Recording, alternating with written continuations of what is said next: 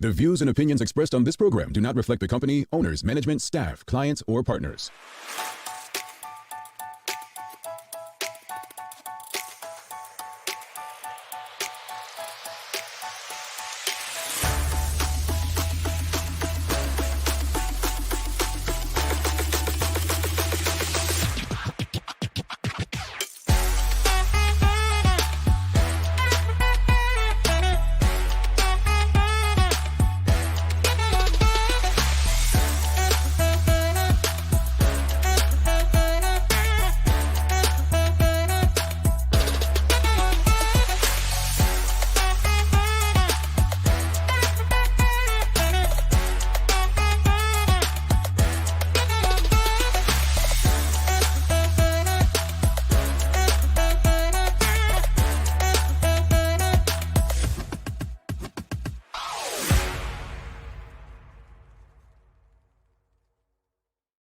It's Friday, the 13th day of September 2024. Welcome to Bermuda's Daily Talk Show. It's the Daily Hour brought to you by the BAC Group of Companies, Medicwells, Lindos, and People's Pharmacy. I'm Jamal Hartman. She's Perry Ferbert, and Teo Dill will be with us in a bit to bring you the latest in the news break brought to you by People's. Perry, happy Friday. Happy Friday. How are you?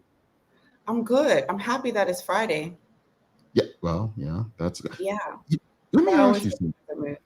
I didn't realize this until I said the date just now. You know how people have superstitions. Are you a superstitious person at all? I'm not really. Not. I believe in Jesus Christ. Friday the 13th means absolutely nothing to me. Okay, cool. Because I was wondering, I'm like, it doesn't mean much to me, but I was just like, no. Oh, it's Friday. That does not affect me. You know what's funny? I popped into one of the Phoenix stores yesterday, and they are having like a store-wide sale today. And I asked the girl, like, what was the reasoning? And she was like, oh, because it's Friday the 13th. And I'm like, well, what is the correlation? That didn't connect for me.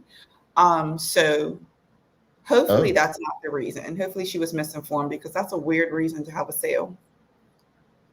Interesting. I've never heard of a sale. Maybe they need to get rid of inventory. I don't know. I think a lot of people are doing that because we're having meat sales and all kinds of sales. I don't know. As in food? Yeah, Marketplace had a meat sale last week. Someone said that to me yesterday at lunch. Said that they bought meat for sale. Don't feel right. Because what? Interesting. Mm-hmm. Okay. Hey, let's have a Jamal Hartman birthday sale or something. I don't know. Where benefits everybody. Greetings, everyone. Thanks for making this part of your daily routine. A good one today as we welcome Denzel Allen on from the BAC Group for another segment of Ask the Expert. We're discussing smart home technology. Unfortunately, I'm not up to the time, so I don't have like Alexa and all that in my home. So I'm looking forward to learning a bit more about smart home technology. Really looking forward to it. Don't forget to subscribe on our website. Follow us on all of our social media channels to stay up to date with all that we have going on. Help us grow beyond the mic as we do our part to continue to improve our community. Let's jump right into today's. Well, after this, Suzanne Ingham says, awesome Friday, Jamal, Perry, and Teo. I'm very happy it's Friday, and we're happy that you're happy, Suzanne. And she says, I agree, Perry. Weird reason for a sale. Charles H. Jeffs II says, Friday the 13th means Phoenix deals. They do it every Friday the 13th. I know. Yeah, that's still weird. I don't understand why. Like, what is the correlation for that date? That's a little creepy. Yeah, I wouldn't know. I don't. I've never seen it. I'll put it that way. Now I'm actually going to look to see if it's something that's done at retailers outside of Bermuda as well. I'd never. But again, still weird. Even if it is something that is actually a thing, that's weird. Well, I mean, weird to you, nice to others. I don't know. I don't know. Hey. Mark Phillips says, good morning, TDH family. Good morning to you as well. So look, today's question, let's get into it. It's Friday Fun Day brought to you by our friends at Mailboxes. Basically, this week, Perry, school went back in. Yeah. Well, public schools, I should say. Public schools went back in. And I don't know about you, but I don't remember seeing, maybe my friends just don't, or people on the line that don't have friends with school-age children, but I don't remember seeing like the greasy pictures of the children this year all over social media like you saw. Maybe I missed something in the World Gazette front page, but I think I missed something. Did you see any? You missed it. I saw a bunch of greasy children, and they look so cute. Oh, the cutie pies going back to school. Yeah. Yeah, the happiest moments for them. I'm sure it was a bad time for me. I never liked school. But what advice would question of the morning? What advice would you give to teachers and students going into the new school year? And also, what did you enjoy most about returning to school? What did you enjoy most about returning to school? I enjoyed seeing my friends again, Hmm. Hmm. especially as I got older. You know, I think as you get older, school is more, you can deal with it a little bit better, but you look forward to seeing your friends. So, but I had a Hmm. good time in school, if I'm being honest. Hmm. I went to, yeah, when I was in high school, I enjoyed high school. Hmm. So looking forward to seeing my friends, but kind of see them all summer anyway. But definitely looking forward to that. Did you have like a teacher that you wanted to get back to or anything? No, I wasn't one of those students. Mm, okay. No, I didn't. I mean, I share the same answer as you do, Perry. For me, I enjoyed most was really like I hadn't seen most of my school friends over the summer, so getting Mhm, back and seeing them. I personally, and I've said this on the show numerous times, I was never a big fan of school. I didn't enjoy school. Um, mhm. I felt like it was punishment to go to school in Bermuda when I was young, so I Yeah, never really enjoyed it. Plus, my birthday was always around the time when school started. right. And it was like, why school can't start another time, And you're coming from your friends who have summer birthdays, and they're like, they get to have summer parties and so on. So it was Well, always an interesting time for me. that's not a beef for school. You got to take that up with God and your parents, Well, I mean, the school year doesn't have to start in September. I'm just saying, but no, I I never enjoyed I was school. a fan. I enjoyed school. I Mhm, I did, but I like to socialize. So most of my mhm. report card said that she talks a lot, which is serving me very well in my adulthood, as we see.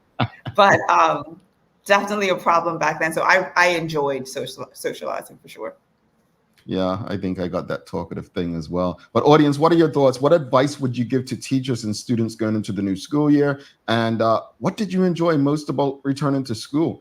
This is I a good one think right here. Heavenly Swan agrees. She says, excited to see schoolmates, excited to see Mhm. schoolmates. That was a very cool thing. Mark Arthur C. Phillips says, I enjoyed going to Boyles and getting my brand new Clarks. Same, actually. Back to school shopping was definitely a plus. So I was one of the fortunate, I have to highlight fortunate because I know it's not the case for a lot of people. I used to travel before school and get my school supplies. We would go to Target, we would do all the things. I would get 2 new pairs of school shoes. And that's definitely like a blessing. I don't even know me as a parent when that time comes if I will be doing that for my children. But my Mm. dad used to take me up, and I definitely looked forward to that. All my matching notebooks with the pencils and I got everything. So I agree, Mark. I looked forward to back to school shopping as well. You got two pairs of school shoes? Listen, I use the word fortunate. Not every Oh. year, but some years. But So I did you? also But I go gotta ahead. ask you this. I gotta ask you this, Perry. Did you get two pairs of school shoes because after the first day, your school shoes would be ruined? No, Okay. Well, that was no. my issue. It's just I would get in what trouble. I can say is shopping has always been a thing for me. And Makes there sense. we go. Had to, but just to have options. Okay. All Consumerism right. at its best. Hmm. Consumerism at its best. Folks, let us know it's Friday Fun Day brought to you by our friends at Mailboxes. Don't forget, you can get 2 years of free membership at Mailboxes. Just go on mailboxes.bm/the daily hour. You can sign up using that link for 2 years of free membership. Also, let us know what advice would you give to teachers and students going into the new school year. What advice would you give to a teacher that taught you? Um, that taught me. I think Mhm. they all needed a little bit more sleep. So prioritize your rest, you know, um, that I'm sorry. prioritize patience, because you're dealing with little people who think they have the answers, but they honestly don't, but you can't Mhm, tell them that they don't know. So to be mhm. a teacher, you have to have a different grace, packed in you to Okay, kind of dish out to people. And you need more patience, mhm, 100%, because okay. children are bad. Mm, Even the mm, good ones are bad because they're children. They just don't know better. So you yeah. have to, it takes a special type of person to be a teacher. So more sleep, So you're rested and more patience. Audience, what are your thoughts? What advice would you give to teachers? I was going to say patience. I think for me, I never liked school, but by law, I had to be there. I think, I didn't start enjoying school until I got to college because I was actually focusing on things that I wanted to do. I was in a different environment as well. You know, I would definitely say more patience, but also I would tell teachers, develop relationships with parents. That too. I think life right now has taught me that relationships are so important, but I would encourage teachers to develop relationships with parents. Treat them like clients that you want to come back. Treat them like clients that you want to make happy. Because at the end of the day, you need to be on the same team as that parent as far as their children go, right? I think for parents too. So the question was teachers and students, but I think some words of wisdom for parents would be to be open-minded, because the teachers are with your kid more than you are. And I know there are a lot of parents that are like, they fall victim to the not my kid mentality, but really it is your kid. And like if the teacher or teachers are saying that your child does X, Y, and Z, it's a strong possibility that it is your kid. And to pay attention and to make sure that you are in partnership with the teacher. So ultimately we get the best individual that comes through the school system. If they're being reinforced with negative behavior from their parent, they're going to feel unstoppable. They don't have to listen to the teacher, or anyone else for that matter. And that has very detrimental ripple effects in the future. That's the word you said, Perry, partnership. Like this is the best way to help children succeed is through that partnership between the educator 100%. and the parent. Indeed. Suzanne Ingham, in response to what did you enjoy most about returning to school? She said, school. I only like gym, reading, French, and Spanish class. I don't speak the language, but any language but English. I still love to read. Okay, well, you know what? You made it through. I didn't Karen, like gym. You didn't like gym? No.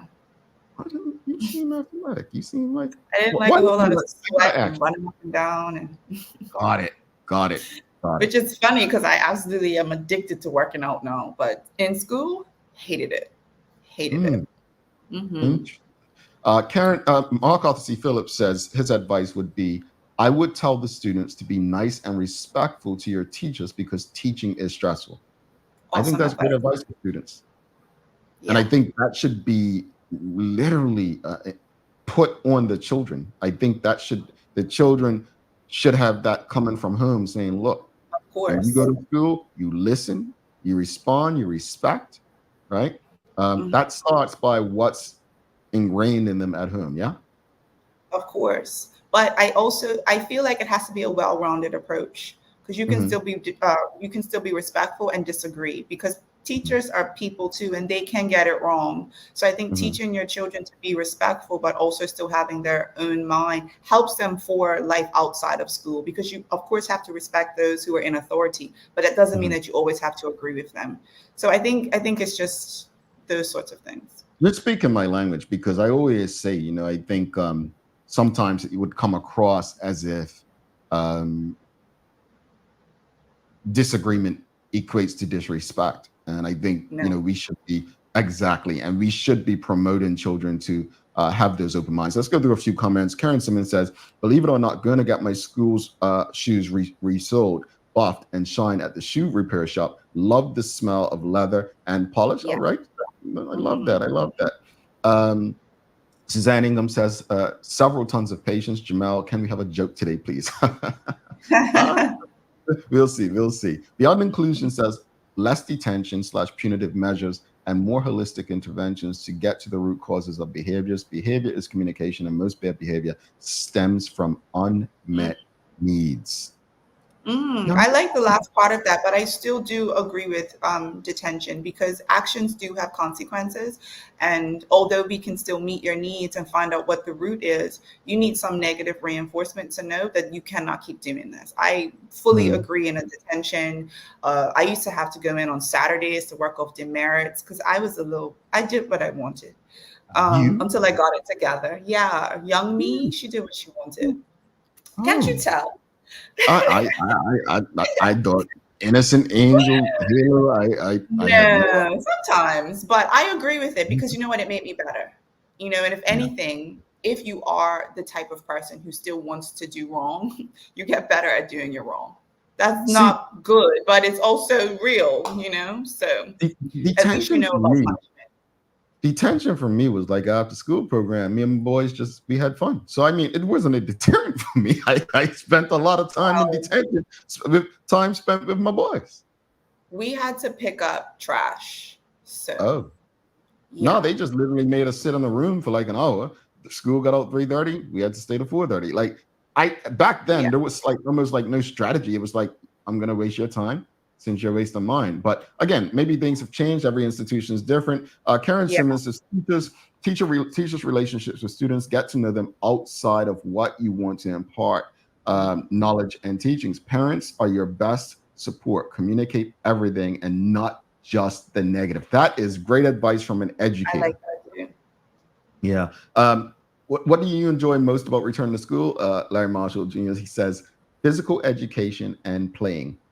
Oh, that's honest. Mm-hmm. Yeah, that's honest. Suzanne Ingham, she said, I hated netball. Seriously. So I guess you just play netball. You like netball? Okay. I was center for many years. I actually want to get back into it. What does center do? Center, so when they throw the ball up at the beginning of the game, the player that's right there that catches it to start the game, that was my role. You can't go in the circles. That I think is the position my niece plays. Yeah, you can go all over the court, any side, so you're never offside, but you just can't go in the circles. Okay. So shoot. That's like for wing defense, no, the defense people. Yeah, I was at my niece's netball game and shouting something out back in February, and apparently my sister said, that's not the rules. And I'm not a good person to take. It's a pretty easy game, but I love netball. Mark Arthur C. Phillips says, I would express to the students the importance of having a good attitude towards learning. A good attitude is critical to educational success. Agreed. Okay. WKD Lama says, for students, be kind. You can make friends for life in school. For teachers, the impression you will make will last a lifetime. So be kind. And Charles H. Jeffers II, he says, my favorite teachers were the ones who I felt cared more about me and my classmates as people than our schoolwork. They are developing people who will be members of society and not robots. It's true. Okay. I agree with that. Do you have a favorite teacher, Perry? I didn't have any favorite teachers, but I did have teachers that I was cool with. I had fairly young teachers. Like when I think back to it, the private school system tends to, they bring teachers in and they were like in their 20s. Now that I think about it, like my Spanish teacher was probably like 24 and that felt old to us at the time. But thinking back, I'm like, they were children themselves. And I think that is what helped them to have that little cool factor, because they weren't that old. No, I enjoyed most of them. It just, the school that I went to had very rigid like rules, and I'm grateful for them because they helped to shape us in a really like in a proper way. But at the time, I did not appreciate that, and of course, as teachers had to abide by those rules, so I didn't really like that. But the teachers, for the most part, were okay. Actually, I liked most of them. I'm trying to think. I mean, they were cool. I wouldn't say I disliked any teachers, but because based on what was considered a good and bad student back then, I was not considered a good student. Right now, I'd probably be considered a great student because I question everything. Back then, questioning everything was considered disrespectful. I didn't, do well in big class sizes. But things have changed. Most students don't actually excel in large groups because they don't get the attention that they need. And I think for me, I was understimulated. Like a lot of students, they can meet all of the criteria, but they just actually aren't challenged enough. And there's too many students to even notice, like, this one is actually really good at this, but like maybe they need more. Sometimes teachers tap into that, but for the most part, they don't. So there's that too. Interesting. Rashida Godwin says, being back with my friends, that's what she enjoyed most about school, going back in, but I got in trouble talking too much in class. Classes. Look, there's our tribe. It's okay to talk too much. All right, it's okay. It serves us well these days, right? So that's okay. Suzanne Hingham, another piece of great advice: stay focused on learning all you can. Perry, honestly, to this day, my attention span's not great. Now, I've never been diagnosed with anything or whatever, but staying focused as a child is not easy, man. No, it's not. It's not easy. I mean, I know that sounds great in theory, but how do we get children to stay focused? Again, I did not start enjoying school until I got to college, right? But that's because your interests were there. So I think if we pay attention to where their interests are, of course, there's a curriculum that they have to adhere to. But once you have like electives, as you get to high school, you can then pick. So like paying attention to parents and teachers, like what the kid naturally excels in and what they enjoy, and then encouraging them to go down those routes can help to make the other classes a little bit more palpable, I guess. So then you can get to the class that you really want to. I think that, but also lessening the distractions. So like no game first thing in the morning, getting proper rest before, like what are they watching before they go to sleep, just so their mind isn't so preoccupied. Because if your mind is preoccupied, you of course can't focus as much either. So I think that would be some solid advice too, making sure they get some more extracurriculars around their world. There are free options, if you can't afford that kind of marry play with learning. I think that's also helpful. So then they don't feel like learning is such a bore, So I agree with Suzanne Ingham. Thank you for that. Yeah, that's important. One more before we bring Teo in for the Daily Hour News break. Karen Simmons says, advice to teachers, recognize that not all learning takes place inside the classroom. Sharpen your skills to recognize the potential of all your students. Absolutely, Karen Simmons. And let's bring Teo Dillon for Daily Hour News break. Now, like you, Teo is a work academy guy. Well, I didn't say what school I went to, but you just did. Oh, we said it on the show before when Roger both of you. But it's interesting that Teo hasn't commented on school because Captain Nerd. I mean, Teo's intelligence was just another level. So let's bring him in for Daily Hour News break and find out what he enjoyed most. Probably all the comic books that they had in the library. Let's bring him in.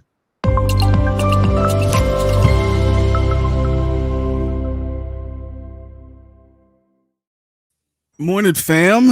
Very good to be able to spend some time with you. And Jay, not Captain Nerd, Emperor Nerd. Thank you very much. Like the Lord of the Penguins, as far as nerddom, that was me. Like what did you enjoy most? Be honest. To be honest with you, music class. Because we had, man, I was super into my flute at the time.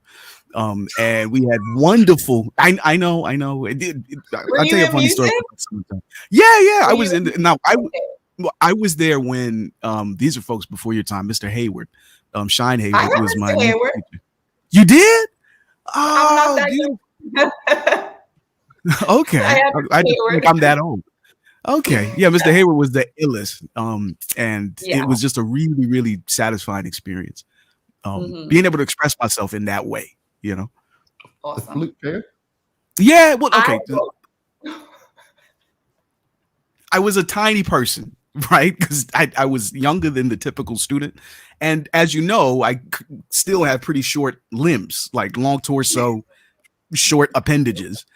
And the flute that I actually played had a little hook in it, like it curved back because my arms couldn't reach all the way to the typical thing, but it was custom designed just for me, and Mr. Hayward really supported me, and then before him, Mr. Kramer.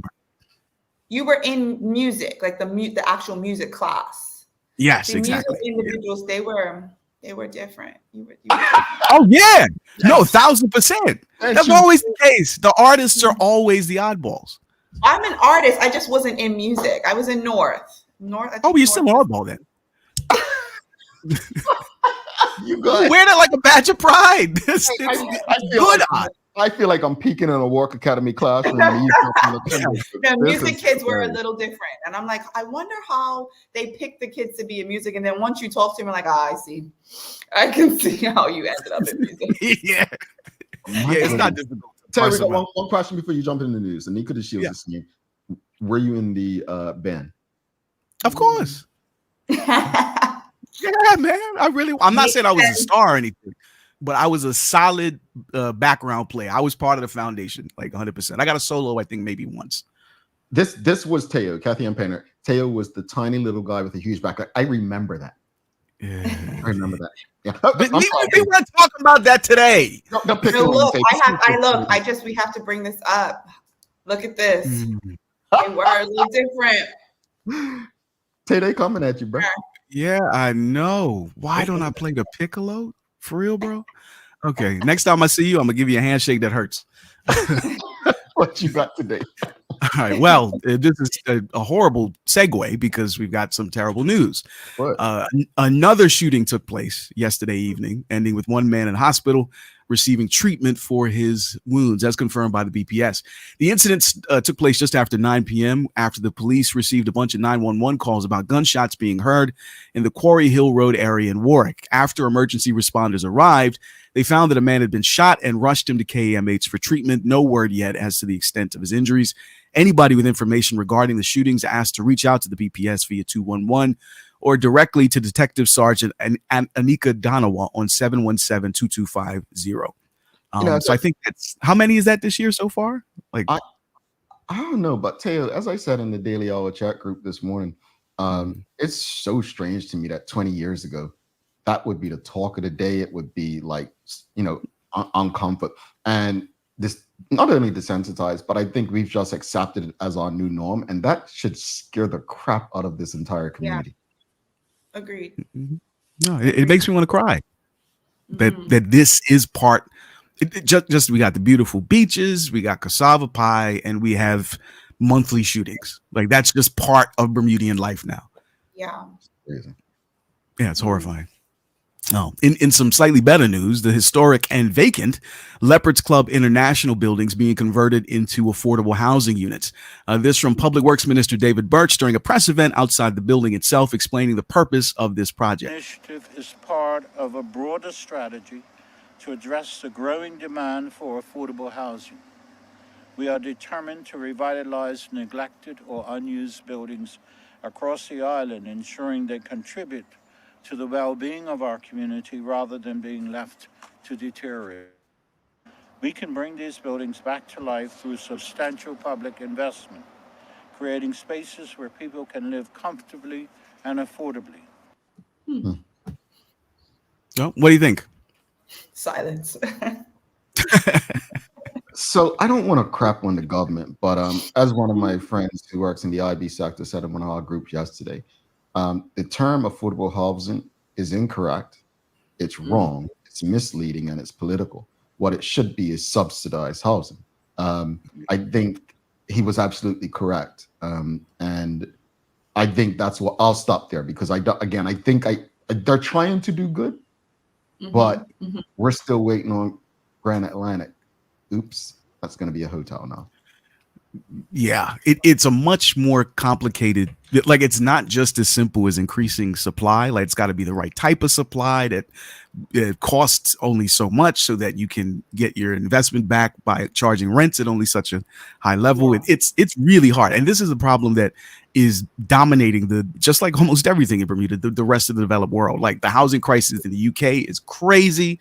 In the US, one of Kamala Harris's primary platform proposals is to build 6 million new homes in her first term as president because the housing market is so like blown out. It's difficult for people to get a place to live for them and their family.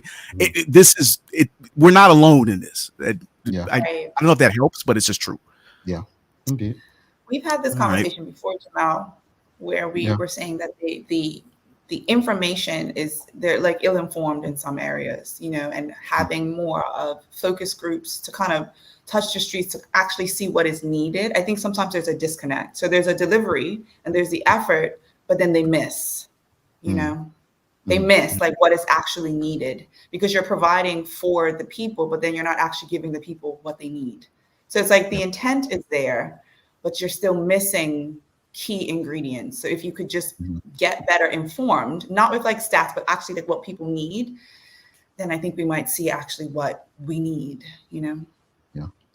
No, that's a really good point. I'm not sure if either of you are familiar with how serious the food insecurity issue is here in Bermuda, But there's a group that is trying to deal with it in a really interesting way. They're called the Food Justice Forum, and they're running a 2-part event to underline food security concerns and the necessity of sustainability to solve everything in this area. Here's an excerpt of an ad they published explaining why all this matters. Throws away $22 million worth of food every year. That's 41 cents wasted per person per hour. We are the most expensive and wasteful place for food in the world, spending nearly $1,400 per month per family on groceries. It's clear we need better food policies and guidance. The Food Justice Forum will focus on Bermuda's environmental impact, business practices, and the latest trends in food safety to cut down on waste. You know, that was one of the greatest arguments when I was in graduate school and we would do case studies. That was one of the biggest arguments, like through various classes, about how the amount of food that like fast food chains or like bakeries throw away. And the reason for when people were like, why not just give it to people who need it? They're like, oh, due to lawsuits and different stuff and stuff. It was interesting. Yeah, it's a liability issue. Like in super litigious societies, it's insane. Like dumpsters full of entirely fresh food get thrown away just because the people that own the company are worried that somebody will break a tooth and they'll be liable for that injury. Now, I don't think Bermuda's the kind of community that is that litigious. Right. So I don't know that this is something we really need to worry about in the same way. Right. But it again, as ever, it's complicated. Now, this is a kind of odd one. You might have seen this story in the past 24 hours. 3 commercial fishermen have allegedly been out illegally catching black grouper in seasonally protected areas. This from the Ministry of Home Affairs, who reminds the community that the critical zones, aka grouper boxes, where black grouper aggregate, are closed for fishing till December 1st. The 3 fishermen who are accused of violating the ban are all under investigation, and they're expected to be brought before the courts. The ban's in place to protect this species of fish, their extended reproductive season, and as a result, their long-term survival. Now, the reason, the thing that this led me to this story is that the issue of overfishing overall is extraordinarily serious all over the world, particularly in West Africa. And Jay, I really want you to pay attention to this because I think it's going to speak to you. This is an excerpt of a documentary published on YouTube just this summer, so like within the past couple of months, that explains how some Senegalese fishermen who've been severely marginalized by illegal foreign trawlers overfishing their waters with no licenses, no permission, just straight up piracy. These Senegalese fishermen, this is how they decided to deal with the issue. Ooh. Wow. Now, we're not dealing with those issues, right? Like the issues of fishing exploitation in West Africa are just different, fundamentally different than ours. But I think, how did you feel when you heard that, Jay? Man, I didn't know it was going to be so violent, but I get it. Like you're backed into a corner. You've got to protect your own, right? You've got to. Let's be honest. There are certain dominant countries that just think they can go into other people's space and do what they want, and this is their lives. This is their livelihood. This is their environment. This is how they survive. So I get it. Like when you put people under existential stress, you push them in a corner. They will react. Yeah. Right. And I'm sure that those fellas on that boat catching that fish illegally weren't thinking anything other than like they're not monocle wearing, cigar smoking villains. They're just people trying to feed themselves just like everybody else. Mm-hmm. Yeah. But they have learned to care about what they do in a different kind of way. Now, I'd suggest that everybody watch this documentary. It's called Raid on the Atlantic. The YouTube channel is DW Documentary. You can find it really easily. Check it out. What country was that? What country was that? Senegal. Okay. Yeah. West Africa. Okay. Yeah. Now, as far as weather's concerned, this weekend should look like what we've gotten for most of this week. Patches of sun broken up by bursts of rain. This is due to a boundary that's planted its feet over the island and a low way out to the west that will also bring some distant thunder and a gradual boost to wind intensity that is expected to max out around 30 knots once we hit Sunday. Yeah. All right, Perry, do you have any days of the year for us? I do. I think it's a good one, being that today is Friday and today is International Chocolate Day. Hey, hooray! So we can all go pig out. Just a little bit of history on that. I'm gonna just give you some little tidbits. Well, while you do that, I want to ask the audience real quickly. What is your favorite chocolate, audience? What is your favorite chocolate? Yeah. So chocolate plants have probably been on the earth since the dawn of history, but it wasn't until around 4,000 years ago that the Olmec people of Mesoamerica, which is present-day Mexico, began turning cocoa beans into a beverage. At the time, drinking cocoa was rather rare and a special delicacy that was used in cultural rituals as well as for medicinal purposes. So we started out drinking it. Interesting. What's your favorite chocolate, Teo and Perry? Perry, you go first. I'm still thinking. All of them. I like chocolate, all of them. I'm not a super fan of dark chocolate, but if I'm in the mood for chocolate and there is only dark chocolate around, I will eat that. Okay. Oh, you Philistine, Perry. Dark chocolate is peak chocolate. It is the only chocolate that is the I genuine eat all chocolate. the chocolates, white chocolate, milk chocolate. I just don't White like chocolate isn't chocolate. White it chocolate's doesn't not matter. chocolate. They call it Yeah. chocolate and I eat it. I'm a snack. You sound like my wife. I'm going to eat it. I just don't like, I don't like raisins in my chocolate. Okay, and I'm See, like walnut. You redeemed yourself. Raisins and chocolate is a combination for the devil. Raisins From the devil. It's hard. What chocolate Straight to is jail. raisins in? Under the jail. I agree completely. What chocolate is raisins in? I'm serious. It's a British thing. Oh, Like the wild nut, whatever. They put like nuts, pistachios, and like raisins. It's stupid. It's what it is. So. well, I'm gonna tell you. Yeah. The same way raisins don't belong in potato salad, they don't belong in chocolate. Tell you, what's your They favorite don't chocolate? even belong in anything, honestly. Because what is a raisin? Now, you are just redeeming yourself 1,000%. I think I want to vote for you. You know what you're talking about. The combination that I require to have the peak chocolate experience is dark chocolate and some kind of peanut butter / salty thing to get just the rich, the bitter, the sweet, the salt. It's the perfect bite. Okay, let's go to the audience. Rashida Godwin says minstrels. You familiar? Like a minstrel. Okay, we've got Snickers. Stacey Ann Brown. David Michael Wilson says Cadbury. Karen Simmons says Snickers and fruit and nut whole nut Cadbury chocolate. Fruit and nut, does that have raisins in it? That has the raisins. Almost Sorry. certainly. Yeah. Snickers says Renee Simmons. Turtles or Mr. Goodbar says WKD Llama. Whole nut. Turtle. Larry Marshall says my favorite chocolate is chocolate. So we've got another Perry. Swiss chocolate with nuts, the absolute best. Dark chocolate, almonds. Dark chocolate is the bomb. Raisinets. Oh, that doesn't see. Karen, you're 2 for 2. You're only bench now. And we got one more. Mita Maya says Reese's and Flake Bar. Teo, have yourself a wonderful weekend. We'll see you back here next week. Folks, don't go anywhere. We're coming back in a quick 2 minutes, 31 seconds. We've got Denzel Ellen, who's going to be talking to us about smart homes, something that I need help with, folks. Stick with us. Let's face it, life can be a little wild, but shopping doesn't have to be. I choose Peoples, so that whether it's a prescription that needs to be filled, a toy for my little terror, or a gift for a new addition to the family, we'll see about that.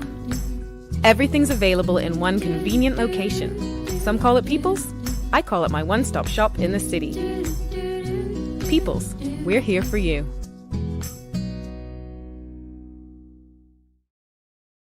Welcome to the new bulk store, Lindo's Next Level.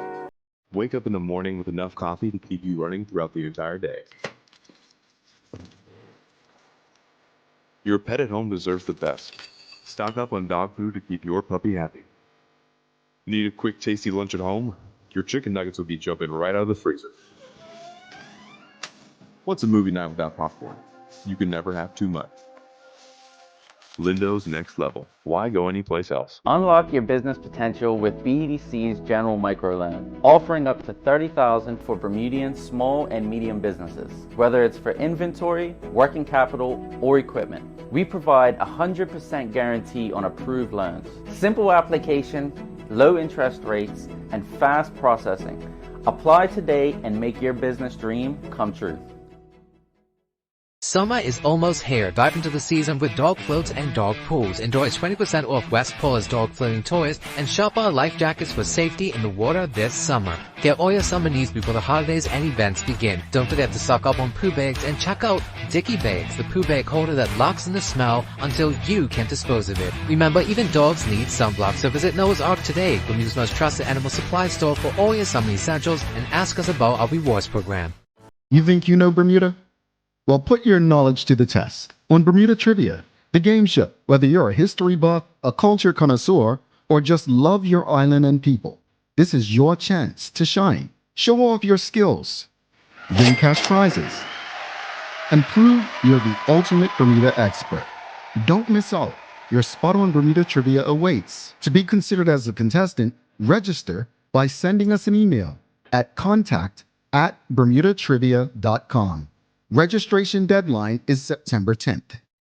Alrighty, welcome back to this big show.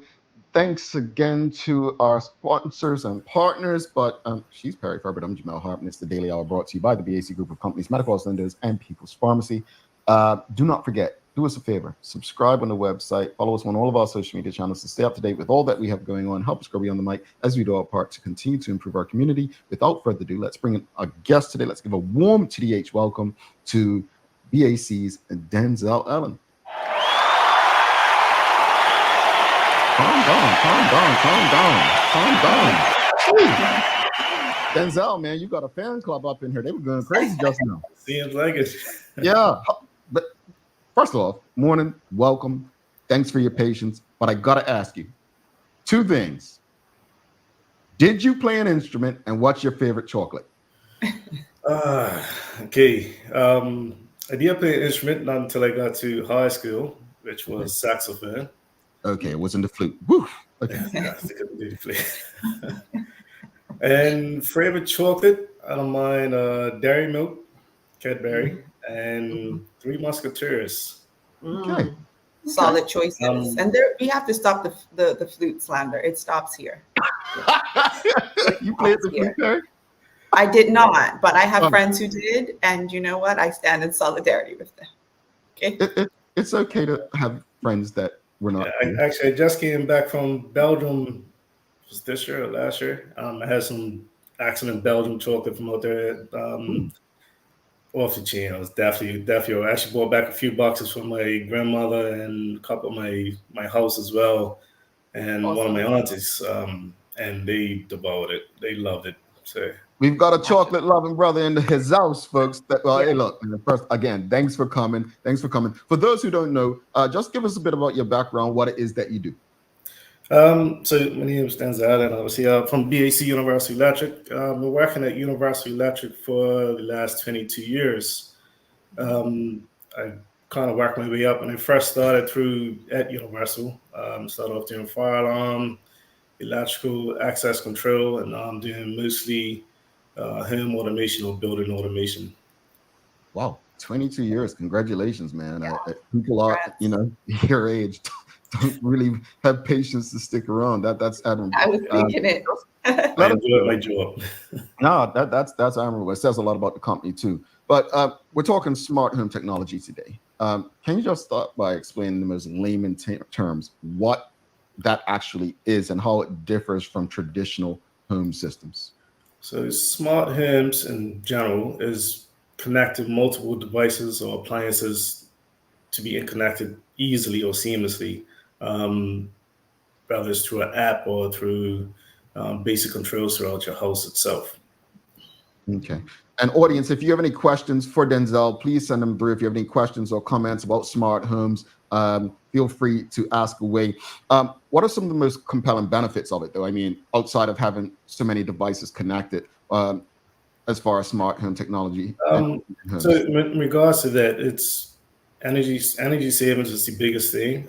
Also, most people are creatures of habit as well. So for us, it's making your house or your business or even a meeting room that you might have in your office space to conform to you of how you want your house or your business to operate in a general sense.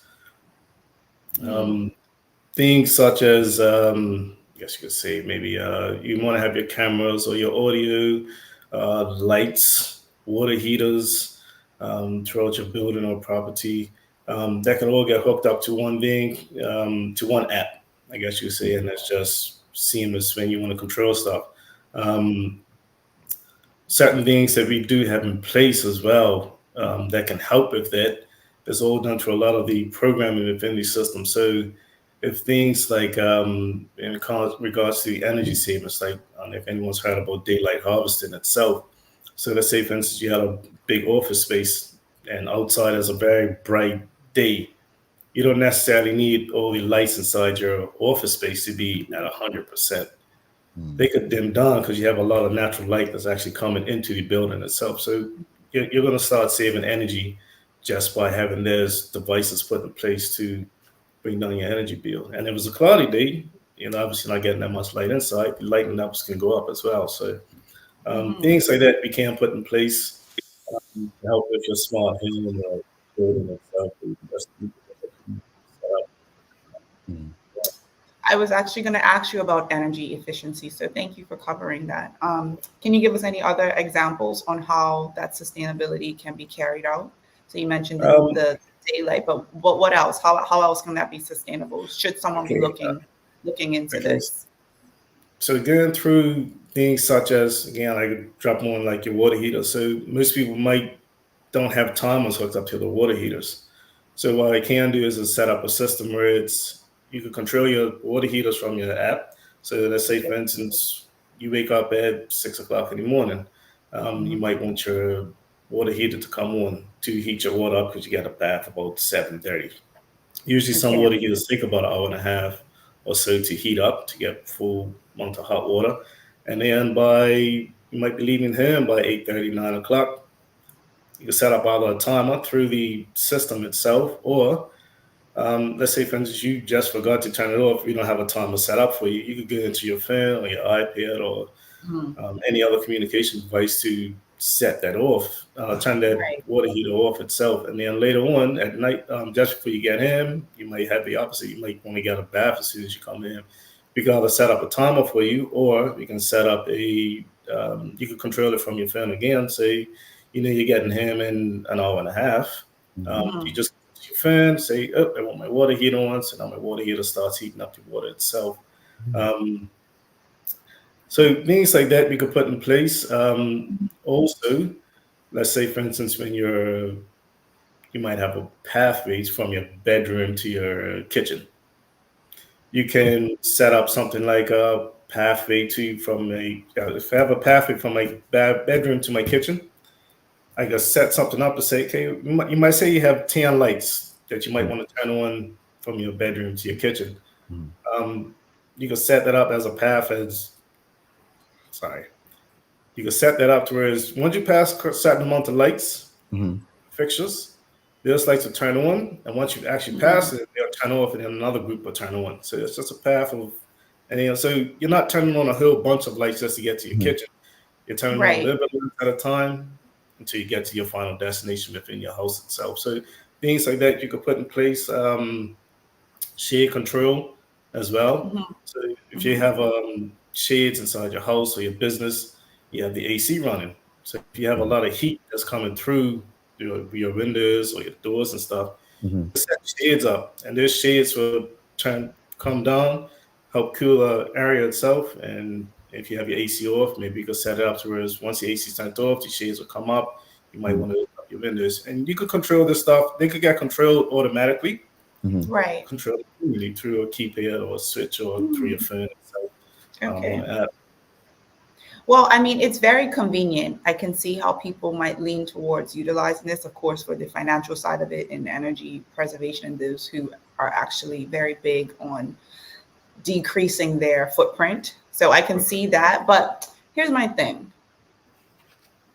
Where are the implications in it? Because this is now a system that's basically studying your behaviors, right? That you're I guess programming to do, but what are the implications that could possibly come about from it? Because I'm like, this is cool, but to have something monitoring, so to speak, my movements in my home, that's a little creepy for me. You know, like if my water heater's coming on at a certain time or my lights are coming on at a certain time, I don't really know. My oven started on it. Like I don't know. Tell me the Yeah, implications. it's not so much of the system learning you, it's you telling the system what to do. Okay. It's not, yeah, it's not like how can I explain it? Something like Because I'm thinking full on AI, and I don't really know how I feel about that. no, it's not. So in regards to that, I know a lot of people might say, okay, well, if you have hook it up to the internet, some people might tap into it and stuff like that. Right. I have set up a few systems where it's, they can control everything from the phone. Have a few businesses like that as well. They could set it up through their iPad and stuff as well. So it's you don't have to worry about hackers and all that other type of stuff trying to get into the system. If you have a good firewall and stuff set up, you won't have to worry about someone hacking. You won't have to worry about the system learning you in general. It's you telling the system what to do at the end of the day. Okay. I mean, I'm sure you've heard this apprehension from other people. Yes, definitely. Yeah, because I'm like, no, wait a minute. I see the convenience, I see the plus sides, but I don't know if I like it. But so there are protections that you can put in place. So on these apps, you can have passwords as well. So should you lose your phone or lose your misplaced shirt, everything is protected. Okay. Yes, everything is protected. Yeah. Okay, I feel a little bit better about that. Okay. For someone who's new to this, what else would you want them to know about it? In regards to the good thing about lighting control or home automation is not just it's not just mainly it is been used just for lights, but you can incorporate other systems with inside of it. So like voice control, you can hook Alexa up to it. You can hook up your camera or access control, security systems as well. So some people might have security systems in the house or the business. It's good in the sense whereas maybe I come in with my access control and I put in my code and it disables the system. But what do I want it to do after that? I could do a lot more with it. I could turn on certain lights that maybe the hallway light for the access control is to, without you actually have to pushing actual buttons or switches or anything else that's inside the establishment itself. So in the long run, it's a good way to just make your home or business a lot easier in regards to the operation of it in general. All right. So we've got some questions in the audience. I want to go to the audience real quickly. Anika De Shields is asking, how does a smart home work after a power outage? Do all systems kick back in as normal, or are certain precautions needed to prevent a surge? So with the system, how it's set up, the system always learns of what was the last setting that was on that light or that appliance. Once it actually Velcro comes back in, all those lights and stuff will come back to the same settings that it was left at. We do put in surge protectors on the main controller, the main CCU, to prevent if that ever goes down. But within the CCU itself, anytime we do any programming to it, it actually has a memory card built into it. So just in case the surge protector doesn't catch it, and it, for whatever reason messes up the CCU, we always have a backup that's actually on site. So what we'll do is if you have to get a brand new CCU, we pop in, take the old memory card out, upload the old program, put it into the new one, and we'll back up and run within minutes, not hours. All right. Michael Daniels is asking, are there a lot of homes in Bermuda utilizing this technology? Yes, it is. We have a few. I have done a few homes. There's a good bit of homes that are out there that actually are doing it. There's a few businesses as well that are doing it as well. And that's done through, we have done a few office buildings in the city itself and a good bit of homes as well that I have done. But it is a good bit out there that is. All right. You probably saw this one from Anika De Shields just now. Does installation require additional wiring to be done? Some stuff does. So in regards to new installations will be ideal. It is some stuff that we can retrofit, but I would actually have to come out and take a site visit to your house and see what needs to get done. Ideally, new construction is the best. Also, if you have a, let's say if you have a single story like a cottage or somewhere where I can't access the ceiling itself, I could do a lot of stuff with that in regards to that. So you always need infrastructure no matter what, whether it's a retrofit or if it's a brand new installation. You have to have some sort of infrastructure that's put in place to make that work. Gotcha. Good to know. Mark C. Phillips asking Mr. Allen, which home automation system do you prefer? I will probably go more with Alexa. They're both kind of the same, Alexa and Google Home to a certain degree. Every system has its pros and cons, but Alexa I will probably lean towards more. Google Home's nice because it has a lot of products, the Google products that are out there that you can incorporate, to the home as well. But voice control, I kind of like Alexa a little more. All right. Okay. We've got David Michael Wilson. So I have a similar server already set up in my house. It's called Smart Things. Have you heard of it? And are there any pros and cons? I believe I have heard of Smart Things, but I haven't done any good research, I guess you could say you wanted. Okay. And as far as BAC, what for those interested in like learning more or adding smart home, what's the process? I know you said just now that you go do a site visit, but what's the process? Should they consult a professional, or if they want just come by and purchase something? What should they do? They could come by our office. I actually have a display set up inside our showroom. So they could just come by and reach out for me. And I can show them exactly how the system could work and conform to their liking within the house or business. Interestingly enough, I just moved and I've never done it before. I just got me some Ring cameras and indoor as well. When you live in an apartment building, sometimes maintenance has to go in. I never really favored that security, but I drive with, I have my dash cam. I've had that for years, and now I have it in my home. I don't know. I've always felt it was creepy though. I don't. That's just me. I just felt weird about it. But then I'm just like, no, my life is surveilled anyway, right? So might as well just bring it indoors. I just wanted to go back on in terms of the security part. Perry made a great point earlier. How can you reassure people that with their smart devices, they're not going to be, subject to cyber threats and the like? It is a lot of passwords and stuff that have to get put in place to get through. It's certain ports within the lighting system or the home automation system that has to get put in place for you to actually bypass the system itself. Plus, also as well, you have a good firewall and stuff like that set up within your business as well, or your house. That is another prevention that we can that you could put in place to stop that from actually happening. We actually also have network team actually at at BAC as well that can help you with that as well. So as BAC, we do a lot of everything when it comes to trying to bring your building alive or your house alive. Interesting question from Mark C. Phillips. He says, does the Bermudian environment cause the lifespan of smart devices to be shorter? Yes and no. Depending on, first of all, you have to put it in a good location where obviously you're not getting sold spray and stuff like that there on it. Your room, most of the time we try to ask people to put stuff inside. If it's not able to do that, and if they can, I don't say try to build a room for it, but have a room or a space dedicated for, especially for the components to actually go inside of.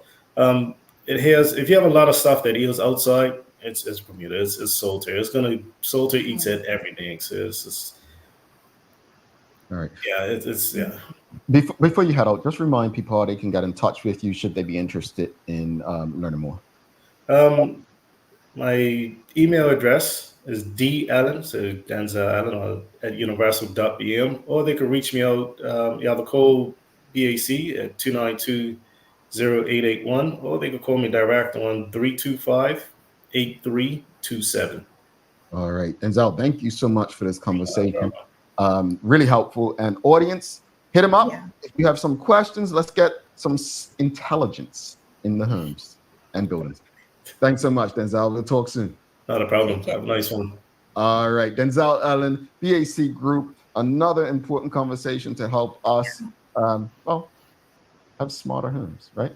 I don't know how I feel about it. I don't know. He said right at the end, he was like, help you. You feel great. I'm going to tell you because we're going to take a commercial break and come back right after this. Stick with us. All right. Great news. Our Beat the Heat special has been extended through August 31st while supplies last. Keep cool with our further discounted Carrier high-efficiency mini-split units, plus enjoy 10% off Comfort Zone oscillating fans, Comfort Air units 8,000, 10,000, 12,000, and Hunter ceiling fans when you pay with cash. Don't miss out on these hot deals to stay cool. Did you know 3 out of 4 people say that they have a good understanding of life insurance? But do they really? When asked how much the yearly cost would be for a 20-year, $250,000 level term life insurance policy for a healthy 30-year-old, 80% overestimated the cost by 5 times the amount. Ready for this? The true cost for that policy is about $220 a year. That's as little as 66 cents a day, or $20 a month. So let's put this into perspective. Compared to other monthly costs, isn't getting life insurance a no-brainer? If you can trim back on some of these expenses just a little bit, it will allow you to dedicate the savings toward an affordable life insurance policy. Contact one of our life insurance agents today to find the right policy for you. Take a look at our walkthrough for construction workers and tradesmen. Durable, stretchable in all the right places and plenty of options for tools and accessories. Paired with our wide range of tough and comfortable footwear, you can't go wrong. As you can see, Medical House really is a one-stop shop for everybody. We can't wait to see you. See it all at our new expanded location on Bakery Lane. All right, welcome back to the big show. Perry, Jamal, Daily Hour, brought to you by the BAC Group of Companies, Medical Lenders, People's Pharmacy. But I want to give a huge shout out. Thank you to Denzel for stopping by, discussing the smart homes with us. But also, folks, if you haven't already, make sure you give us a thumbs up, a love, a like. Make sure you share the conversation with your friends, your family, your colleagues. It's time for the Daily Play, brought to you by Bermuda Trivia, now available at stores throughout Bermuda. Follow Bermuda Trivia on Facebook, Instagram, X, TikTok to find out why it's Bermuda's favorite trivia game. All right, Perry, this is a things you should know today. It's political, so I'm not sure if you are very political in terms of like keep up with it. All right, so here's the question. In what year did Alex Scott succeed Dame Jennifer Smith as premier?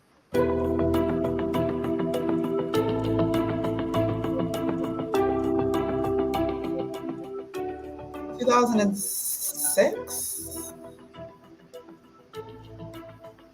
2003?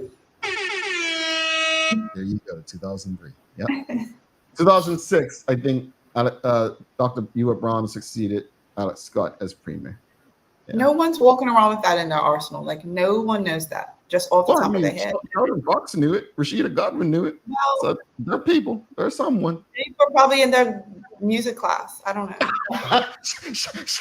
Now, Sheldon Fox, I'm no disrespect, but you are head in the Regiment band, so she did kind of. I mean, a leopard don't really change it. He is a music guy. And it's no knock to him, but the average person does not know that. They just don't. But what about the flute? We're not going to. Okay. There will be no flute slander. All right, fluter. I'm sending you love. Down with the flute. I'm sending you love, fluters. I'm sending you love. All right, let's wrap it up. Because Perry's got a roll. I got a roll. Perry. Thanks for showing up today. I think the conversation about returning to school, man. Again, I've never been shy, but what are your final thoughts, advice, the new school year for teachers, students? And again, you mentioned parents earlier, parents as well. Yeah, I think just creating a really healthy environment for the students, that's ultimately what it's about. The teachers are employed to teach the students. The students are there to learn, and the parents are there so the parents send their kids to school so they can learn. So I think just creating a really healthy ecosystem around the board is what's necessary. And where there are kinks, work them out as early as possible, because ultimately the child will suffer. Yeah, indeed. I concur, Perry. I think the question was relating to students and teachers, but I'm glad you mentioned parents, because it's something you said earlier, partnership. There has to be a partnership between the teacher and the parent. As Perry said earlier, these students are spending more time with their teachers than they are with their parents. So I am wishing everyone well in this new school year. We want to see young people become productive citizens in our society. And the way to make that happen is if we all provide them with what they need to ensure they get there. As far as Denzel and smart homes, at the end of the day, a lot of people are weary of stuff like that. I had a mother-in-law who just would not do it. I basically got a Ring camera for Christmas, and she just finally came aboard and loved it after that.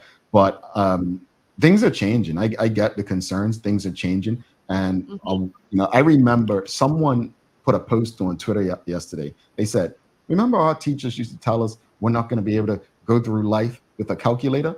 Well, I guess we told them, because this device, our phone, has, look, the camera, both digital, video, and still. It has the calculator.